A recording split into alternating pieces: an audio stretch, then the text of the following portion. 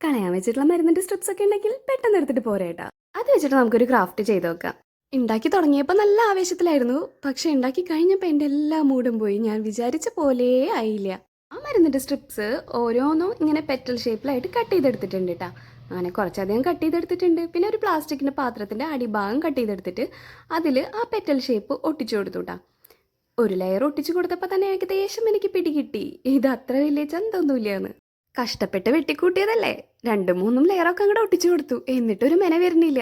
എന്നാൽ പിന്നെ ഒരെണ്ണം കൂടി ഉണ്ടാക്കി നോക്കിയിട്ടേ കാര്യമുള്ളൂ. പിന്നെയും സ്ട്രിപ്സ് എടുത്തിട്ട് ഇപ്രാവശ്യം പെറ്റലിന്റെ ഷേപ്പിലൊന്നും കട്ട് ചെയ്തില്ല, അതിന്റെ അതേ ഷേപ്പിൽ തന്നെ കട്ട് ചെയ്തെടുത്തിട്ട് നേരത്തെ ബാക്കി ഉണ്ടായിരുന്നൊരു കഷ്ണം കൂടി ഉണ്ടായിരുന്നല്ലോ കുപ്പിയുടെ, അതെടുത്തിട്ട് അതും വെച്ച് ഒട്ടിച്ചു കൊടുത്തു. നേരത്തെ പെറ്റലിന്റെ ഷേപ്പാക്കാൻ വേണ്ടിയിട്ട് ചെറുതായിട്ട് വളച്ചു കൊടുത്തപ്പോൾ ആകെ ഞെളുങ്ങിയിട്ടൊക്കെ ഉണ്ടായിരുന്നു കേട്ടോ.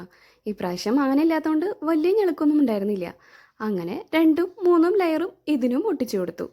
ഇത് വലിയ കുഴപ്പമില്ലാന്ന് കണ്ടപ്പോൾ തോന്നിയിട്ടാ, അതുകൊണ്ട് പെയിന്റ് അടിച്ചു കൊടുത്തു. ഒന്നും കൂടി ഒന്ന് മിനുങ്ങിക്കോട്ടെ എന്ന് വെച്ചിട്ട് ഗോൾഡന്റെ മെറ്റാലിക് പൗഡർ എടുത്തിട്ട് ഒന്ന് ഡസ്റ്റ് ചെയ്ത് കൊടുത്തു കേട്ടാ. അപ്പതേ ഇങ്ങനെയായിട്ടാണ് കിട്ടിയിട്ടുള്ളത്. കൊളായ പൂവിന്റെ മുകളിൽ പെയിന്റ് അടിക്കണമെന്ന് വിചാരിച്ചായിരുന്നു, പിന്നെ സ്പ്രേ പെയിന്റ് ഉള്ളതുകൊണ്ട് അതൊന്നും എടുത്ത് അടിച്ചു കൊടുത്തു കേട്ടാ.